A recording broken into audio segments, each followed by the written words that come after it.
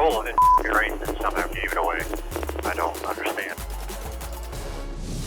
Welcome into NASCAR Inside the Race. Steve Letarte here with Jamie McMurray. You heard the radio. Ryan Blaney frustrated for good reason. Team Penske good at Talladega. It just got away from him in the closing laps. Yeah, a lot of great history with Penske here. We know both of those drivers are exceptionally good at these types of racetracks, but I think the most important word that we're going to discuss today is circumstances, because circumstances play such a huge factor at all these drafting tracks. Yeah, so we're going to break it down. This is the final restart. Upper left, we have the onboard of Joey Logano. Upper right, we have Brad Keselowski. Why Brad? Well, out front, he sees both Penske cars. On the bottom, the restart.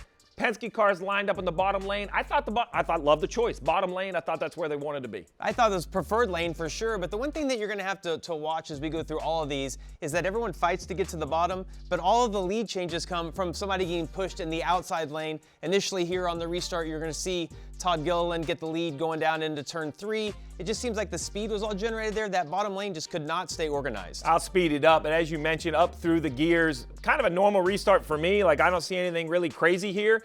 Both lanes pretty organized. And then a little bit, though, as the top goes, I think the 5 thinks he's going to the bottom, and then the 34 defends or takes the bottom. Either way right here, the 34 ends up in front of the Penske cars. Yeah, it's split-second decisions. You see, that probably would have been a wreck right there if Larson could have gotten down in front of Blaney. But you see the 34 is able to get to the lead. And honestly, even at this point, I thought you see all of the Fords lined up on the bottom, that they were still in really good position. I like it. So we're going to fast forward a little bit. All right, we're coming to 12 to go now on the back stretch. 2x2, we have seen this for multiple laps here, but this time a good push on the bottom. Yeah, 12 gives a huge shove to the 34. You watch, they're going to get out a little bit, but this disrupts the draft. And watch Suarez get to the back of Larson here. So you see the 34 is checked out just a little bit.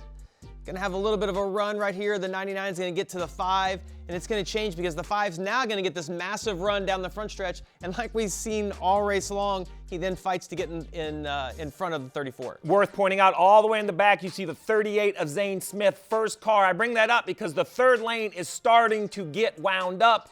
Now the front 2, Larson has moved to the bottom. That lets Suarez lead the middle line. He's feeling really good, but look at this third lane get organized very tight. Bubba Wallace in the middle. We see the 77 also of Hocevar. A good push, and the 38 almost shot out of a cannon on the third lane. It is incredible to see the run that Zane Smith was able to get. Chastain gets locked to his rear bumper, and as you watch, I mean, they're running 5 or 6 miles per hour faster than those 2 rows on the bottom. And again, like we've seen for the last 4 or 5 laps, all these drivers can get to the lead on the outside, and then they automatically go down and try to get in the inside lane. So I'm going to pause it here, and let's zoom in on this bottom screen because I want to just remind everybody that the eventual winner is basically right here. And here's Joey Logano. So at this point, when we talk about what happened to Team Penske, I know a lot's gone on, but knowing the finish already, we can cheat. He's still okay, right? He's still door-to-door with who wins the race. Now, he's lost ground, but at this point, you would think he's still in it. Yeah, a couple of things, though, to think about at this point in the race is if you look at the gap between Joey Logano and Ryan Blaney, Logano was complaining about the transaxle getting hot. He said he could smell it inside the car. He felt like his car, he needed someone behind him to push him up to Blaney. Had lost a little bit of overall speed. But as you watch this play out, the bottom row struggles to stay organized. The second row, the third row, they're able to really stay locked to bumpers. Look at the 1 on the back of the 38 right here and the run that they're going to generate. The bottom row is just not able to stay as organized as those top 2 have been. Yeah, the gap, once again, big on the bottom. This is what blows my mind, right? So the Penske cars, what did they do? Well, they haven't really done anything yet. They have stayed organized. They've stayed on the yellow line. Now they catch the 48. Yeah, pause this right here as soon as we come out of this, because when the 48, when you have to pass a car going slower on the bottom, it disrupts the air. It makes everyone change their line. And here's the 48, right, on the bottom, right down there. Yep. Makes everyone change their line a little bit on exit. And I want you to watch, because the 99, who's in second place, third place right here, second row back, I want you to watch. It looks like he gets tight on the exit of turn 2. That's going to allow, right there. He gets stuck in the middle, loses all of his momentum. And this, again, is just changing everything. But the bottom row right here, it's slowly bleeding back lap after lap after lap. There's nothing that any of these drivers can do. You're committed to being in the bottom. It's maybe the safer place on the racetrack, but if you're in the second or the third lane, that gives you options of where you want to go. Yeah, worth pointing out, remember, the WL line's out of bounds, so you can't go left. The one advantage... You have a safety net, kind of an invisible wall on your inside, Yeah, but once again, like if you point it, right, Logano, and you got Briscoe. So he's still kind of in position, right? Yeah, still in position where he wants. And again, like that's what we talk about, like circumstances. being on the bottom, you're stuck, right? You've got the double yellow line on your inside. You have cars on your outside. The position that Briscoe finds himself here being in the middle, it's going to give him an option here in the next few laps to maybe go to that outside lane and get a massive push like we saw Zane Smith get. Well, so far they still have a chance, but we're going to jump forward to when I think it finally got away from the 22. Once again, him and Blaney don't do anything wrong, but more passes to the outside. All right, so I think right here, 8 to go, eventual race winner, side by side with the 22 of Logano, Blaney in front. Now they've worked their way back to being the second and third car in the inside line. Like I think that's still important. not in a bad position. They're Absolutely really, after not. everything we've pointed out, I still, up in the booth, I still think Penske is in the position they have now.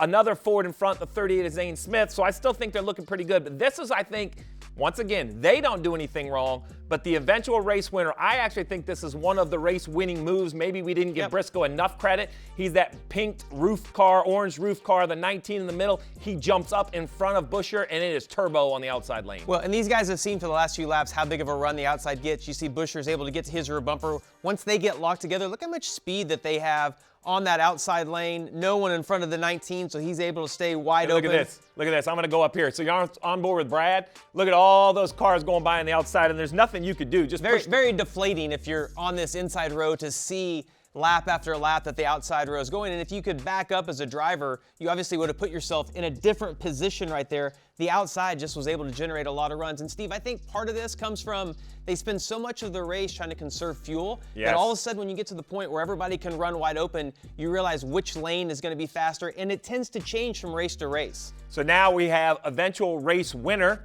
the 19 of Briscoe outside lane, and we're going to get all the way here to the backstretch, and I'm going to just take a point. Well, here, I can pause it right here. Here's the difference. Race winner, second place finisher.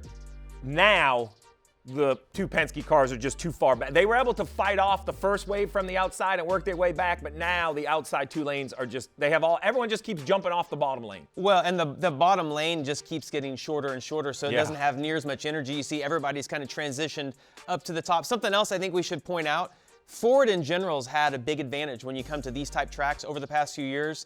Toyota, Chevrolet has caught up to them. Clearly, everybody a little bit closer than we've seen. I'll be honest, I actually think the Toyotas and Chevys, like, I'm not pushing a Ford because I feel like they might have an advantage. Probably fair enough. I'm not going to bring that guy to the end. And then you have Briscoe go to the lead, and as you pointed out, the Penske cars all the way to the back. As this continues the runs, I will say, then the caution comes out. I totally agree with Paul Wolf's decision to pit the 22 because you've lost the advantage. The advantage was track position.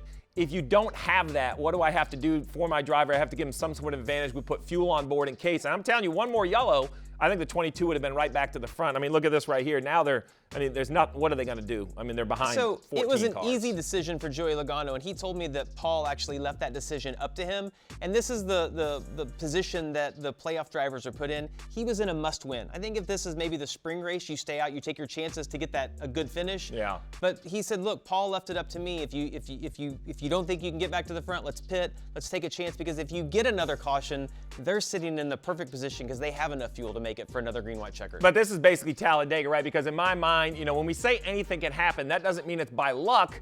But in this situation, two Penske cars, I didn't think did anything wrong. They just didn't have any of the magical correct moves to end up winning the race. Now they head to Martinsville, well below the cut line, looking for victory lane.